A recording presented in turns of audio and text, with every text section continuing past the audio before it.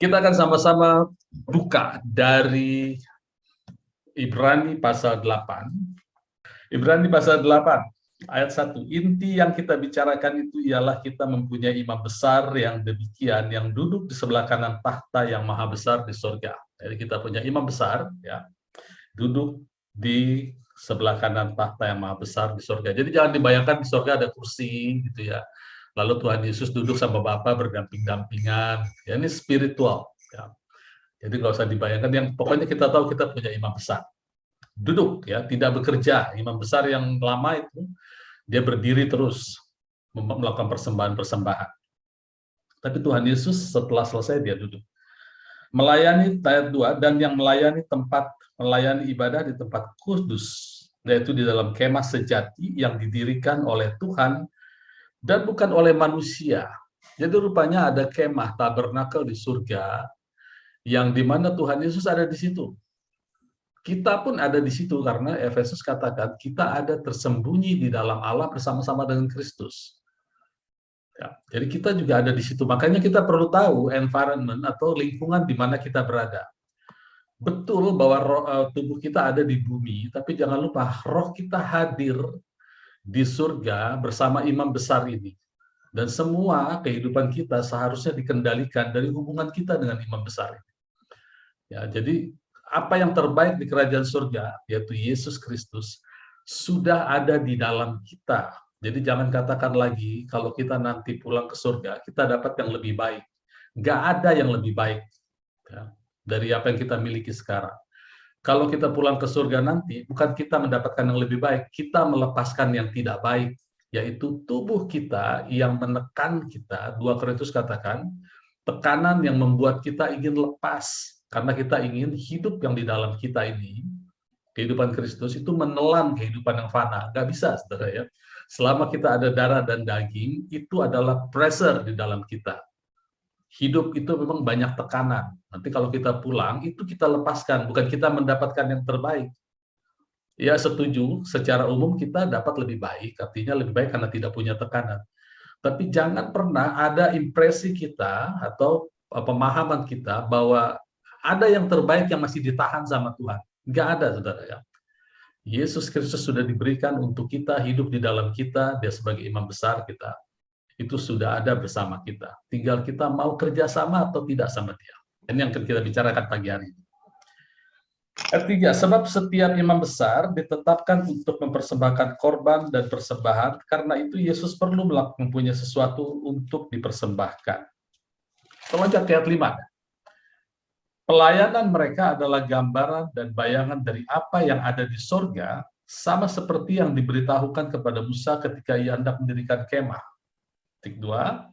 Ingatlah demikian firman-Nya, bahwa engkau membuat semuanya itu menurut contoh yang telah ditunjukkan kepadamu di atas gunung. Jadi ada contoh blueprint di surga yang kemudian dibangun oleh Musa. Ya, nah itu adalah tabernakel.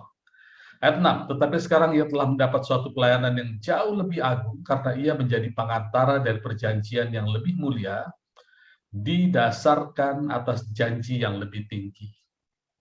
Oke ya, jadi Tuhan Yesus melayani di sana. Lalu kita ngapain? Lalu ada beberapa terjemahan mengatakan Yesus berdoa untuk kita di tempat Maha Kudus. Nah, jangan bayangkan Tuhan Yesus berlutut seperti di Taman Getsemani berdoa untuk kita. Tidak, saudara ya. Doa adalah perkataan kita kepada Allah atau perkataan Yesus kepada Allah. Perkataan Yesus sudah diucapkan dan itu settle. Jadi dia tidak sedang bertekuk lutut, menutup mata, berlipat tangan berdoa untuk kita. Tidak. Kita harus sepakat dengan apa yang dia perkata. Perkataan dia sudah diucapkan dan itu harus terjadi. Oleh bilu-bilu Kristus kita sudah sembuh, dia yang kaya sudah menjadi miskin supaya kita miskin menjadi kaya, keselamatan untuk kita, ketopong keselamatan pengharapan, itu semua sudah memenuhi surga. Sekarang saya buka sebentar di Ibrani pasal 3. Ibrani pasal 3 ayat 1, sebab itu hai saudara-saudara yang kudus, yang mendapat bagian dalam panggilan surgawi, pandanglah kepada Rasul dan imam besar yang kita akui, yaitu Yesus. Pandanglah pada Rasul dan imam besar yang kita akui. Bahasa Inggrisnya katakan, kepada imam besar dan rasul dari confession kita, of our confession. Itu New King James bilang gitu. King James bilang of our profession. Profession dari kata profess inilah menjadi muncul profesional. Jadi orang yang memprofes, mengkonfes, mengucapkan sesuatu. Apa yang diucapkan tentu adalah yang sama dengan firman Tuhan. Jadi kalau kita mau menjadi profesional di dalam kerajaan Allah, ya kita profes atau confess atau mengakui, mengucapkan apa yang menjadi ucapan Tuhan Yesus. Karena imam besar sudah mengucapkan semua yang baik untuk kita, lalu kalau kita masih mengucapkan yang buruk, ya kita tidak profes atau tidak bekerja di dalam kerajaan Allah. Sekalipun Kristus adalah imam besar, dia bekerja. Bukan berarti dia kerja keras. Perkataannya sudah settle, memenuhi surga. Jadi kita tinggal mengucapkan yang sama, maka itu disebut profession. Ya. Kemudian masuk pasal 9 ayat 1 mulai, memang perjanjian pertama juga mempunyai peraturan-peraturan untuk ibadah dan untuk tempat kudus buatan tangan manusia. Ya. Ayat 2, sebab ada dipersiapkan suatu kemah, yaitu bagian yang paling depan, di situ terdapat kaki dian, meja dengan roti sajian, bagian ini disebut tempat kudus. Di belakang tirai yang kedua terdapat satu kemah lagi disebut tempat maha kudus. Ya, oke, saya akan tunjukkan gambarnya supaya kita tidak terlalu bingung membacanya. Ini yang sedang diceritakan. Ya, ini ruang kudus.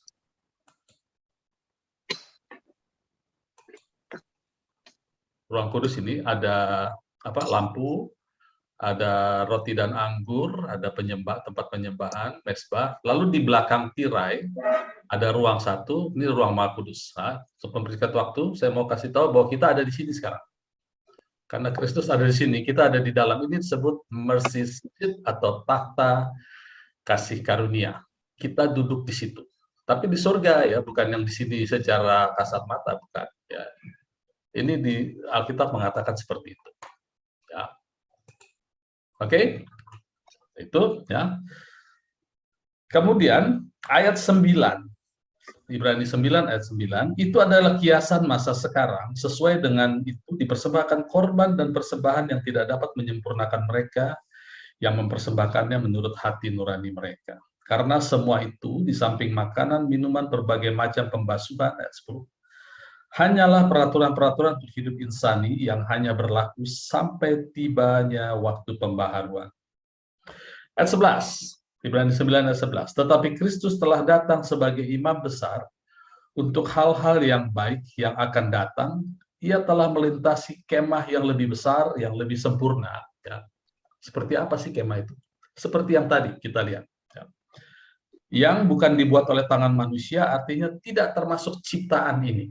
Ya, jadi kita dikasih bayangan ada kemah seperti yang tadi kita lihat gambar itu. Ya. Seperti itu ditunjukkan, dan itulah yang dibangun oleh Musa. Nah, kenapa saya tunjukkan gambar itu?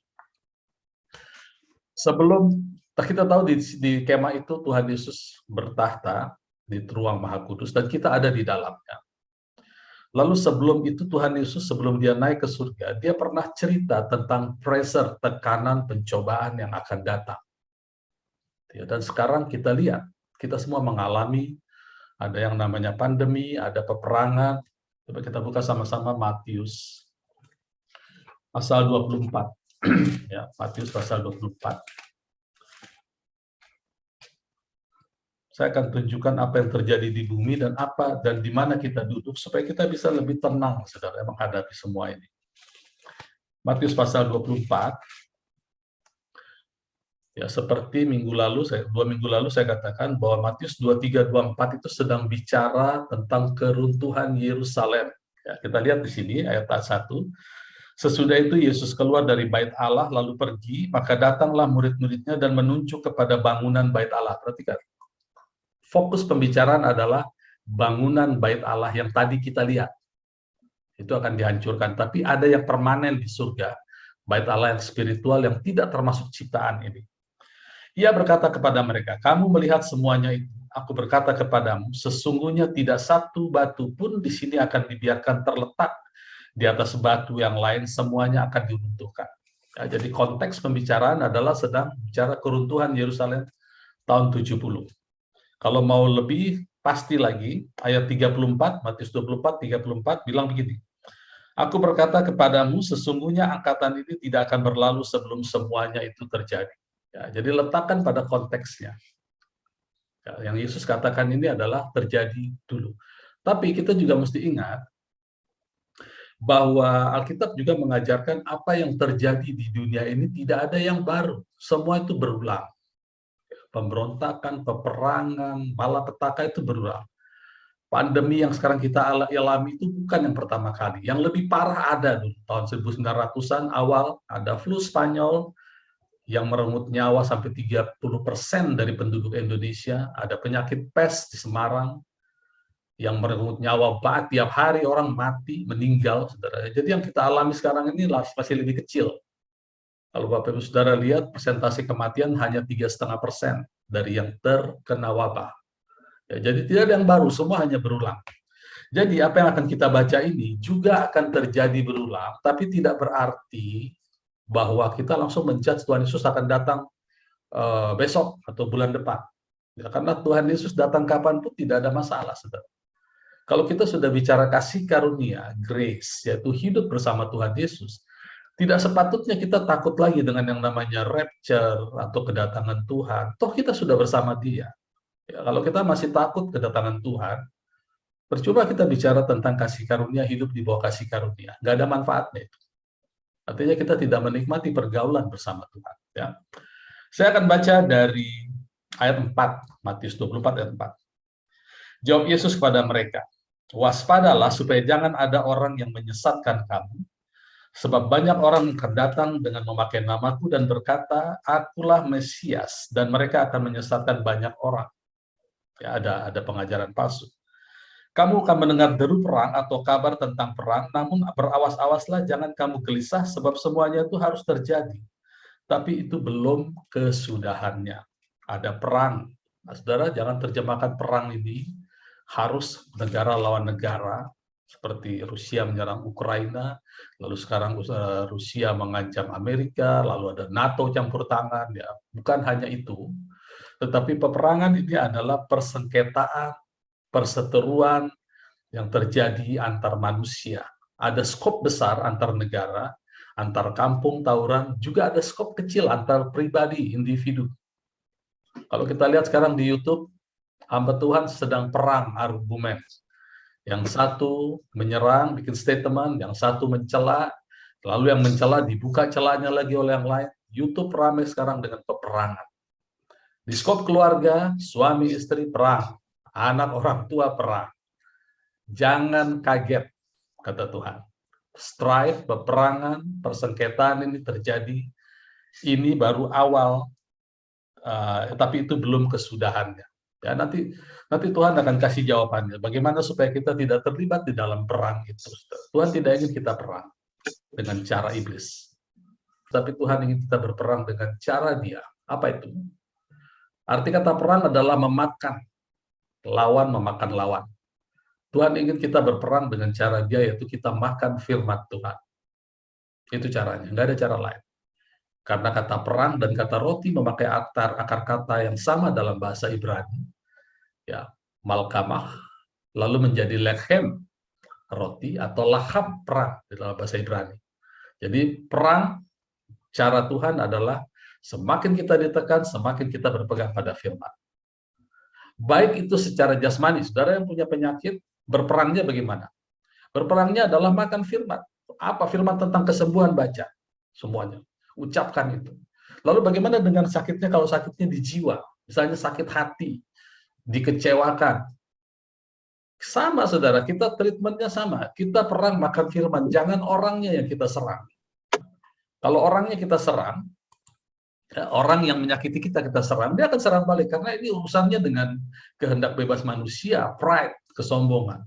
Kalau kita juga ada pride, maka kita akan serang balik. Maka terjadilah peperangan cara iblis. Ini pilihan ada di kita. Kita mau perang cara iblis, atau kita mau perang cara Tuhan. Cara Tuhan adalah kita makan firman, lechem. Kemudian ayat 7, Matius 24 ayat 7. Sebab bangsa akan bangkit melawan bangsa, kerajaan melawan kerajaan, akan ada kelaparan, gempa bumi, ada kelaparan, gempa bumi. Jadi kita lihat tadi ya, ada pengajaran palsu, ada kelaparan, ada peperangan. Akan tetapi ayat 8, semuanya itu baru permulaan penderitaan menjelang zaman baru. Zaman baru di situ adalah sakit bersalin. Aneh ya. Bahasa Gerikanya zaman baru yang dipakai adalah sakit bersalin. Kalau sakit bersalin kan orang mau melahirkan ya. Siapa melahirkan apa di sini? Kristus kepala gereja melahirkan gereja. Ingat konteks pembicaraan Matius pasal 24 adalah penghancuran Yerusalem, sinagog, bait Allah yang lama. Kenapa harus dihancurkan? Karena Ibrani pasal 9, saya loncat sebentar ya, ke Ibrani pasal 9 ayat 26. Sebab jika demikian, ia harus berulang-ulang menderita sejak dunia dijadikan. Siapa ia di sini? Yesus. Yesus itu, manusia Yesus adanya 2000 tahun yang lalu, bukan sewaktu Adam diciptakan. Spiritnya ya ada sejak, dia ada sebelum Abraham ada. Tetapi manusia Yesus, dagingnya itu 2000 tahun yang lalu. Jadi ini sedang bicara Yesus 2000 tahun yang lalu. Sebab jika demikian dia harus berulang-ulang menderita sejak dunia ini jadikan. Jadi jangan bayangkan dunia ini adalah bumi. Dunia ini world. Bahasa Inggrisnya bilang foundation of the world. Foundation of the world apa? Dunia baru. Di mana batu penjurunya Yesus, kemudian batu dasarnya itu adalah pengajaran rasul-rasul. Dengan kata lain, Bukit Sion, tempat kita sekarang berada. Kita sekarang ada di Bukit Sion rohani, Yerusalem baru. Kita sudah ada di Yerusalem baru. Ya, bukan tunggu kita meninggal baru kita ke Yerusalem baru. Sekarang kita sudah ada. Ibrani katakan kita datang ke Bukit Sion, yang secara fisik ada di Yerusalem. Yerusalem itu ada di Bukit Sion, saudara ya. Tapi Yerusalem baru ada di Bukit Sion secara spiritual. Nah, Ibrani katakan kita sudah datang, bukan akan datang. Kita sudah datang ke Bukit Sion, Yerusalem baru, kumpulan malaikat, kumpulan orang kudus, darah Yesus kepada Yesus. Kita sudah secara spirit.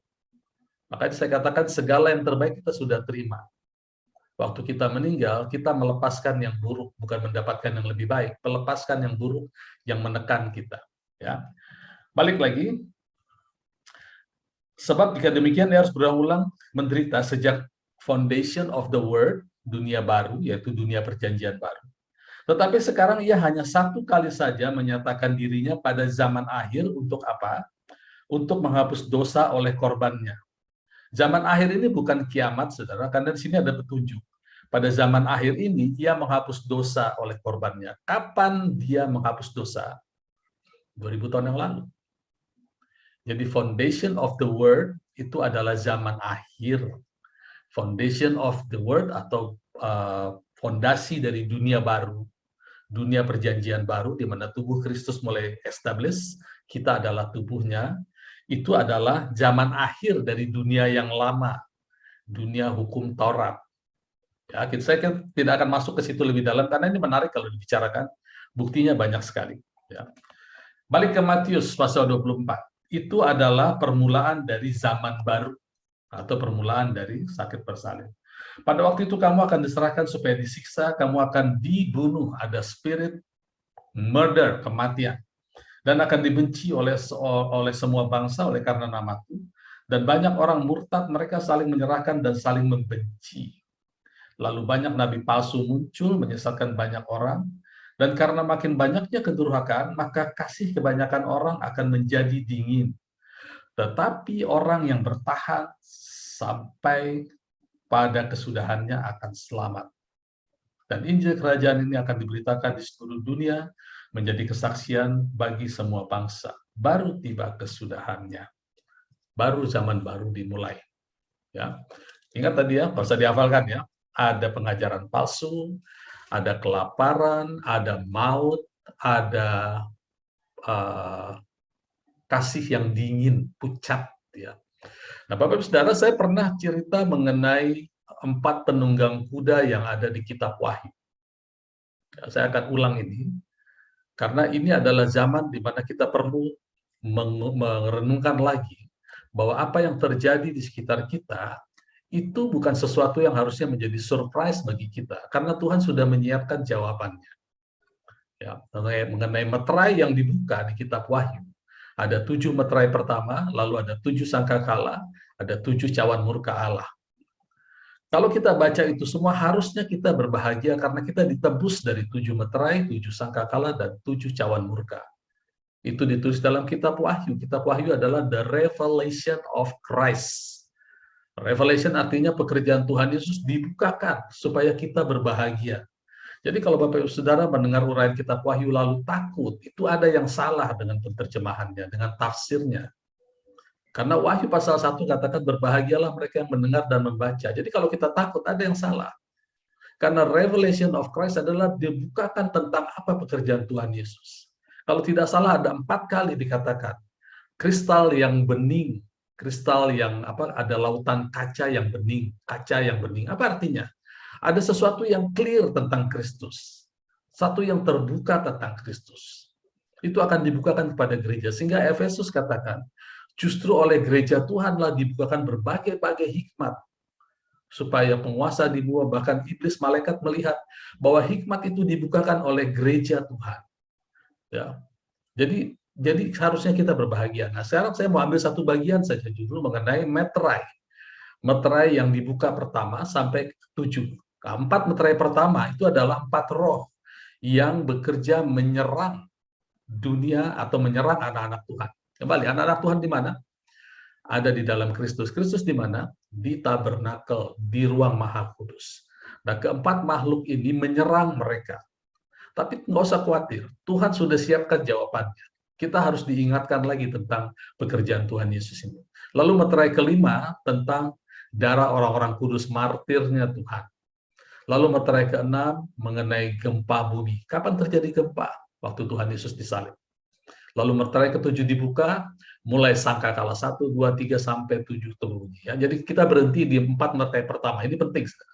Karena 4 meterai pertama berhubungan langsung dengan yang kita baca tadi. Ada peperangan, ada malapetaka, resesi, lalu ada maut, dan ada, apa tadi istilahnya ya, kasih kebanyakan orang menjadi dingin. Ya, ini 4 penunggang kuda. Saya pernah bagikan ini. Nah, saya akan sharing lagi tentang hal ini. Ya, saya akan refresh lagi. Saya akan mulai dari bagaimana bangsa Israel berkemah. Ya, bagaimana bangsa Israel berkemah. Ini dia gambarnya. Mudah-mudahan bisa jelas. Ya. Inilah perkemahan. Ada 4 sudut. Saudara perhatikan, mudah-mudahan bisa dilihat ya. Ini saya pakai spotlight warna merah. Ya. Ini pintu masuk, saudara ya. Pintu masuk ini adalah sebelah timur. Ya. Kalau ini timur, berarti sebelah sini adalah barat. Sebelah sini adalah utara. Sebelah sini selatan. Masing-masing ada 4 suku. Ya. Untuk apa ini? Sekarang saya akan refresh sedikit mengenai larinya kuda itu ya. Ketika Yohanes melihat ada meterai 1 dibuka, saya mulai dari kata dan ini. Dan aku melihat sesungguhnya ada seekor kuda putih, orang yang menungganginya memegang sebuah panah, dan kepadanya dikaruniakan sebuah mahkota, lalu ia maju sebagai pemenang untuk merebut kemenangan. Ya, untuk merebut kemenangan. Kuda putih ini bukan Yesus, ya beda dengan dia yang di pasal selanjutnya. Ini adalah lambang dari pengajaran palsu yang kita baca di Matius 4, Matius 24 tadi. Ya. Kemudian yang kedua, majulah seekor kuda lain, seekor kuda merah padam, dan orang yang menungganginya dikaruniakan kuasa untuk mengambil damai sejahtera di atas bumi, sehingga mereka saling membunuh. Kepadanya dikaruniakan sebilah pedang besar. Tadi di Matius dikatakan, orang saling membunuh, lalu mengambil damai sejahtera, orang hilang. Ini dia spiritnya, saudara. Kemudian, kuda yang keempat. Ya, ketika meterai ketiga dibuka, Dan aku melihat sesungguhnya ada seekor kuda hitam, orang yang menungganginya memegang sebuah timbangan di tangannya, dan aku mendengar seperti ada suara di tengah-tengah keempat makhluk berkata, secupak gandum sedinar, jadi secupak kecil sekali gandum, 1 dinar harganya, 3 cupak jelai sedinar, tapi jangan rusakkan minyak dan anggur. Minyak dan anggur adalah makanan orang percaya atau persekutuan atau perjamuan kudus. Nah, ini bicara tentang resesi. Tadi di Matius pasal 24 dikatakan akan terjadi kelaparan, resesi. Ya. Kemudian kuda yang keempat, ya. Ketika anak domba itu membuka meterai yang keempat, aku mendengar suara makhluk yang keempat berkata, "Mari." Dan aku melihat sesungguhnya ada seekor kuda hijau kuning, atau bahasa Inggris dikatakan kuda pucat, warnanya pucat. Ya, pucat itu warna orang mati, saudara. Orang yang menungganginya bernama Maut, dan kerajaan Maut mengikutinya, dan mereka diberikan kuasa atas seperempat dari bumi untuk membunuh dengan pedang, dengan kelaparan, dan sampar dengan binatang buas di bumi. Oke, ya. Kalau kita baca ini, kita jadi takut, saudara. Itu ada yang salah. Kitab Wahyu katakan kita baca ini supaya kita senang, supaya kita bahagia, kita feeling blessed, ya, diberkati. Kenapa? Karena kita sudah lepas dari sini. Tuhan Yesus sudah sediakan itu semua. Dan perhatikan ini, ya. Kuda-kuda itu tadi ada arah larinya. Itu dijelaskan di Zakaria pasal 6 ayat 5 sampai 7. Ya, nanti Bapak Saudara bisa buka di rumah. Sekarang perhatikan aja. Ya, saya ringkas di sini, ya. Kalau ini tabernakel, ya, kalau ini tabernakel kita ada di ruang Maha Kudus. Kuda itu yang pengajaran palsu itu larinya ke arah pintu masuk, kuda putih, ya. Lari dari depan. Yang belakang itu kuda merah, itu membawa maut, kematian. Ya, hafalkan ini, ya. Yang dari depan tadi apa? Pengajaran palsu. Nanti kita lihat siapa yang menghadang. Ya.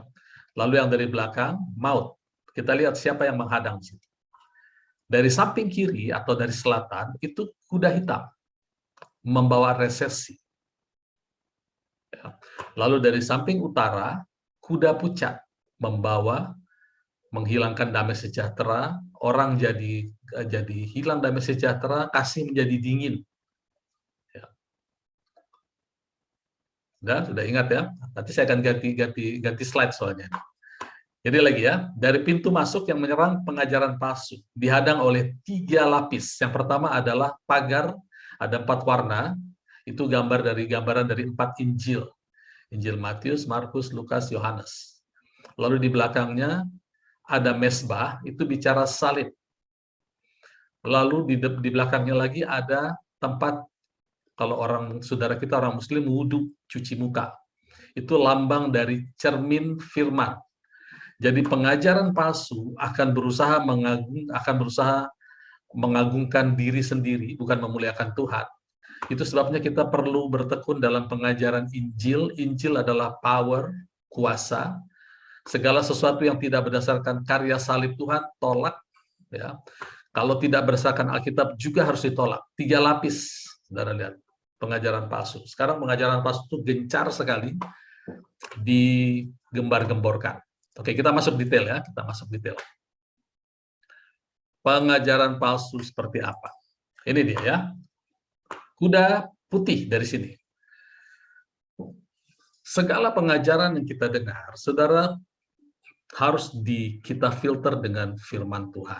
Misalnya, ya, di Injil jelas dikatakan bahwa kita yang di Injil Yohanes khususnya, kita yang percaya pada Tuhan Yesus sudah dipindahkan dari maut kepada hidup. Kita tidak akan mengalami maut. Lalu ada orang-orang yang mengajarkan juga mengutip dari Injil, itu disebut, itu makanya dibilang pengajaran palsu. Palsu di sini adalah sesuatu yang menggantikan, bisa melawan, bisa menggantikan firman Tuhan. Misalnya orang bilang begini, ya, ini filternya ada di sini, saya kasih merah sini. Kalau sekalipun kita, misalnya kita diajar, sekalipun kita adalah anak Tuhan, pada akhir zaman belum tentu Tuhan kenal kita. Karena Matius 7 ayat 23 yang selalu dipakai, pada akhir zaman orang berseru-seru, Tuhan, Tuhan, bukankah aku mengusir setan demi namamu dan segala macam. Lalu Tuhan katakan, tanyalah engkau, aku tidak pernah mengenal engkau. Kita baca Alkitab sekarang, ya, bahwa Tuhan pernah mengenal kita. Di Galatia dikatakan kita dikenal oleh Tuhan. Lalu Korintus kalau tidak salah mengatakan orang yang mengasihi Tuhan dikenal olehnya. Jadi Tuhan pernah mengenal kita. Tidak mungkin dia mengatakan dia tidak kenal kita. Atau mungkin misalnya, saudara, ada juga orang yang mengajarkan kita bisa saja terkena panah api si jahat. Atau kita menjadi anak yatim piatu di dalam Tuhan karena kita tidak punya bapa rohani. Itu ada pengajaran seperti itu. Injil berkata, Injil Yohanes katakan, aku akan mengirimkan kepadamu Roh Kudus. Dan aku tidak akan pernah meninggalkan kamu yatim piatu. Apapun alasannya, selama Roh Kudus ada di dalam kita, kita tidak pernah yatim piatu. Sekarang ada pengajaran yang dibesar-besarkan seolah-olah kita berpotensi menjadi yatim piatu. Tidak mungkin, saudara. Kemudian ada lagi pengajaran yang mengatakan, kalau kita tidak berbuah, maka kita akan ditebang, dipotong. Itu diambil dari Yohanes pasal 15. Padahal kata-kata aslinya, mereka yang di dalam aku yang tidak berbuah akan di-take up. Take up itu diberdirikan. Bukan dipotong, diberdirikan. Ya, jadi semua kita harus compare pengajaran itu dengan Injil. Lalu apakah itu ada dengan salib Yesus? Kita jangan menjadi seteru salib. Saudara. Seteru salib itu begini artinya, saudara. Orang-orang yang tidak percaya apa yang Tuhan Yesus telah lakukan di kayu salib. Pengampunan dosa, ya, darahnya mengucur untuk penebusan dosa kita. Lalu mereka bilang, tidak, sekalipun kita sudah Kristen, kita masih bisa masuk neraka. Yaitu satu ekstrem mengatakan begitu. Artinya kita sudah menjadi seteru salib. Di sisi lain, orang mengatakan kalau kita sudah selamat, sekali selamat, tetap selamat. Pertanyaannya, selamat mananya dulu, saudara? Kita harus bertekun untuk mendapatkan keselamatan di roh dan jiwa tubuh kita. Kalau di jiwa dan tubuh kita, roh kita sudah selamat, saudara.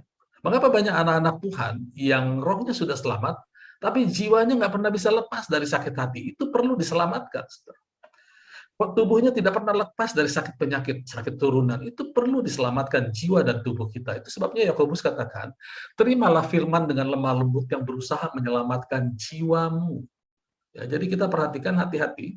Kalau Alkitab tidak mengatakan sesuatu, kita jangan membesar-besarkan itu. Ya. Jadi kita mesti betul-betul mengerti ini ada 3 lapis nih, saudara. Ya. Injil, ada salib Kristus, segala sesuatu yang tanpa salib, tolak. Kemudian terakhir ada firman Tuhan. Kita tahu firman Tuhan ada truth, ada anti-truth. Makanya kita harus bertekun. Itulah fungsinya 5 jawatan. Sini ada 5 tiang, saudara. Ya. Ada 5 jawatan, nabi, rasul, gembala, penginjil, dan pengajar. Ya, itu akan memperlengkapi kita untuk belajar firman Tuhan. Kemudian, kita masuk lebih detail lagi ya. Saya ganti gambarnya supaya lebih detail lagi. Kita masuk ke gambar ini. Bapak saudara tadi ingat saya katakan dari sini, ya, arah dari sini ini dari timur, kuda putih, ya sudah selesai sekarang. Lalu ada kuda merah dari belakang menyerang dari arah belakang. Ini adalah maut. Tapi Tuhan Yesus mengajar kita bahwa kita ada di ruang Maha Kudus. Kita sudah mati.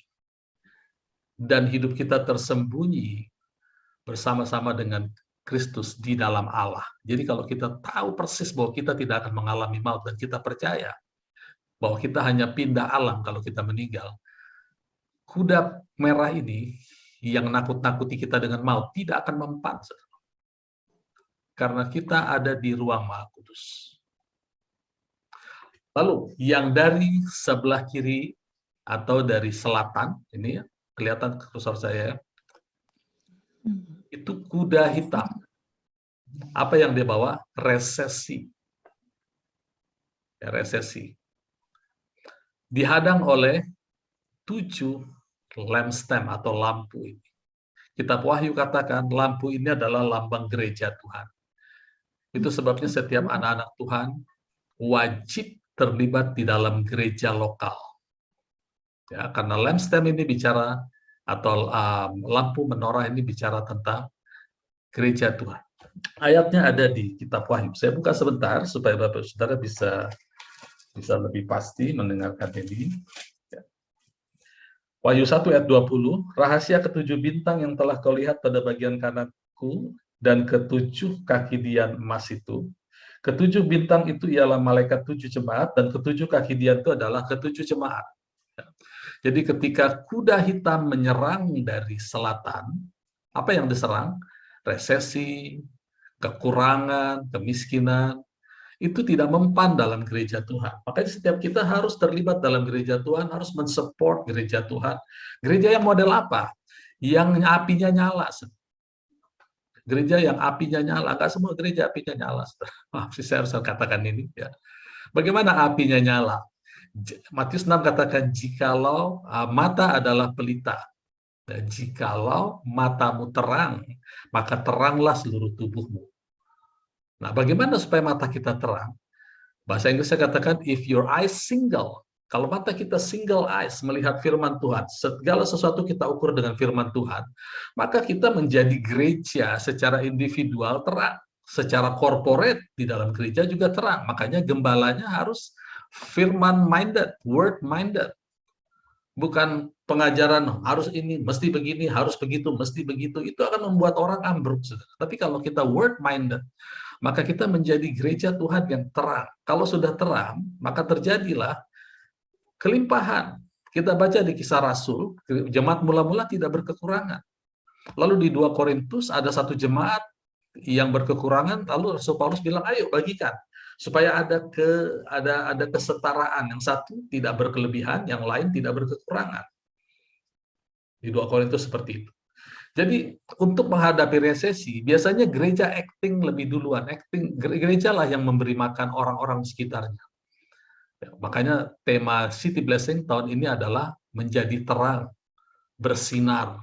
Lalu ada gereja yang temanya tahun ini mengalami percepatan. Sebetulnya sama, saudara. Bagaimana? Apa yang dimaksud percepatan? Percepatan itu adalah ketika kita menabur, mengucapkan firman, besok sudah terjadi. Atau belum kita ucapkan, baru kita mengucap syukur, sudah terjadi. Artinya apa?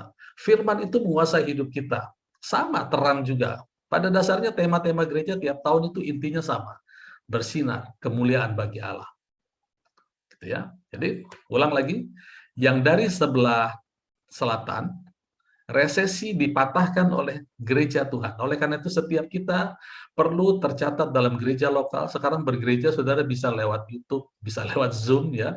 Kalau Tuhan pimpin, bergabunglah dengan gereja itu. Karena yang penting bukan organisasinya, tapi substansinya. Makanannya memberkati kita atau tidak. Gitu ya. Kemudian, yang dari utara ini, dari utara, kuda pucat. Kuda pucat itu damai sejahtera orang hilang, orang mulai patah semangat, kasih menjadi dingin, bisa juga berujung kematian. Ya, kuda pucat ini adalah warna kematian, kematian rohani maupun kematian secara fisik. Siapa yang menghadang di sini? Roti dan anggur. Itu sebabnya perjamuan itu bukan diberikan Tuhan untuk dilakukan sekali setahun, tidak, saudara. Alkitab mengatakan lakukan ini sesering mungkin. Sebulan sekali juga masih kurang, saudara. Gereja mula-mula tiap hari. Kita di sini tiap minggu. Kan di 1 Korintus 11 katakan, banyak orang yang melakukan perjamuan dengan cara yang salah, sehingga banyak yang sakit dan tidak sedikit yang meninggal. Lihat, maut, ya, sakit, lemah. Artinya kalau dia melakukan dengan cara yang salah, dia akan mengalami sakit penyakit, lemah, dan tidak sedikit yang meninggal. Tapi kalau kita lakukan dengan cara yang benar, banyak yang bertambah kuat dan tidak sedikit yang berumur panjang. Ya. Jadi semua serangan kuda yang 4 kuda itu ya. Oke, saya ulang lagi. Jadi 4 meterai dibuka, ada 4 kuda menyerang. Ada yang dari timur, ini dia, ya, dari timur, pintu masuk. Ini ya. Ya, ini dari pintu masuk, dihadang oleh, di pintu masuk ini ada pagar, ada 4 warna, berita Injil. Lalu lapis kedua ada berita tentang salib. Ini harus kuat kita di sini.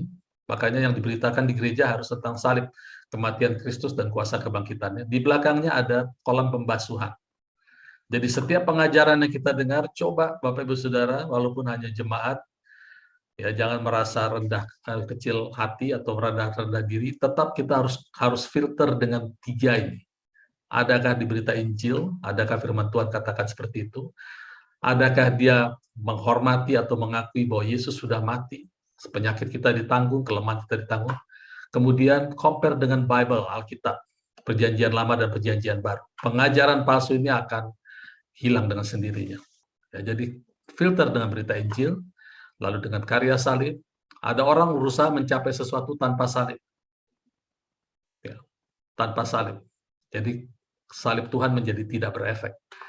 Kemudian yang dari selatan ada kuda hitam. Kuda hitam itu bicara tentang resesi. Lalu dari utara ada kuda pucat, bicara soal kasih yang menjadi dingin. Lalu ada kuda merah, bicara tentang maut. Mereka semua dihadang di dalam. Ya. Mudah-mudahan bisa saya ganti slide, bisa lihat semua ya. Mereka yang kuda hitam resesi dihadang oleh lampu atau 7 kaki Dian ini. Ini adalah umat Tuhan. Jadi artinya apa? Setiap kita harus terlibat dalam gereja lokal.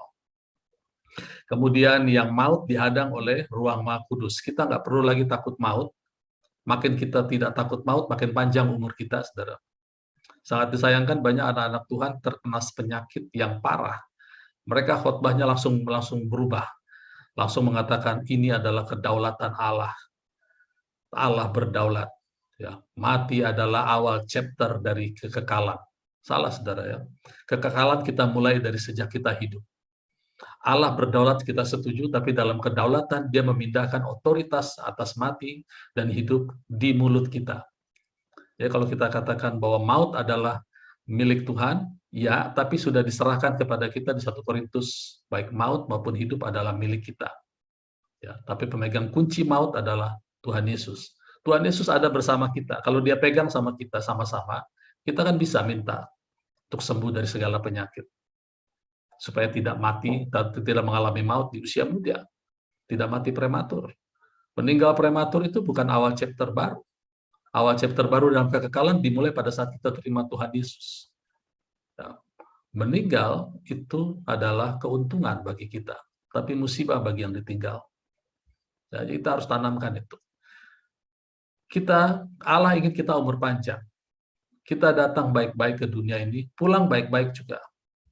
Ya. Baik-baik itu maksudnya dalam keadaan, ya bayi datang dalam keadaan baik-baik sekalipun dia tidak bisa jalan, dia harus disuap makan, tangannya masih lemah, tapi keadaannya baik-baik. Nah, kita pulang juga baik-baik dalam keadaan tua, walaupun fungsi-fungsi menurun, tapi kita lemah memang, tapi tetap dalam keadaan baik-baik. Kan itu maunya kita kan, tidak merepotkan orang lain. Ya, jadi datang baik-baik, pulang baik-baik. Saya suka mengucapkan ini karena saya percaya apa yang saya ucapkan akan menjadi kenyataan di dalam komunitas kita. Datang baik-baik, pulang baik-baik. Sekalipun lemah, orang tua kan lemah ya. Mungkin jalannya tertatih-tatih, tapi keadaannya secara keseluruhan baik.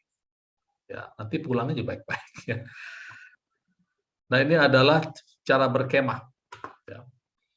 Cara berkemah seperti ini menunjukkan kepada kita bahwa kita semua, ini semua bangsa Israel setiap kali mereka jalan lalu berhenti berkemah, mereka semua menghadap ke pusat. Ya, tidak ada yang menghadap ke belakang. Ya, orang tanya nanti, kalau kita menghadap ke tengah semua, lalu ada serangan dari belakang, siapa yang menjaga? Tuhan Yesus yang menjaga kita. Tuhan Allah yang menjaga. Jadi kita hanya fokus kepada Dia. Peperangan mereka adalah menghadap ke pusat semua. Yang di belakang, yang depan, samping, kiri, kanan, semua menghadap ke pusat. Demikian juga caranya kita memperlakukan musuh-musuh kita, baik di dalam tubuh maupun di dalam tubuh jasmani maupun di dalam jiwa kita. Ya, jangan bedakan itu. Sakit itu sama, sakit di jiwa sama sakit di tubuh perlakuannya sama. Kita menghadap firman Tuhan. Ya. Jadi Bapak Ibu Saudara, yang mau saya tekankan pagi hari ini adalah bahwa pengetahuan kita akan firman Tuhan itu sangat-sangat penting. Baik, ayat terakhir saya akan baca untuk kita semua dari Efesus, pasalnya yang ketiga, ayat 8. Kepadaku, ini Rasul Paulus berkata, yang paling hina di antara segala orang kudus telah dianugerahkan kasih karunia ini untuk memberitakan kepada orang-orang bukan Yahudi kekayaan Kristus yang tak terduga itu dan untuk menyatakan apa isinya tugas penyelenggaraan rahasia yang telah berabad-abad tersembunyi dalam Allah yang menciptakan segala sesuatu. Ayat 10, supaya sekarang oleh jemaat diberitahukan pelbagai ragam dan hikmat Allah kepada pemerintah-pemerintah dan penguasa-penguasa di surga. Ya, pemerintah-pemerintah ini bukan pemerintah Indonesia, juga bukan pemerintah Allah, tetapi penguasa-penguasa roh jahat in heavenly places. Ya, jadi jemaat perlu tahu banyak, pengetahuan kita perlu di dalam Tuhan perlu bertumbuh. Gembala-gembala harus mengajar pengetahuan tentang Allah, tentang dalamnya. Kalau cuma panjang, tinggi, lebar, itu terukur. Tapi kedalaman hanya spirit yang tahu. Siapa yang tahu kedalaman roh Allah selain kedalaman Allah selain roh Allah? Siapa yang tahu kedalaman roh manusia selain roh manusia itu sendiri?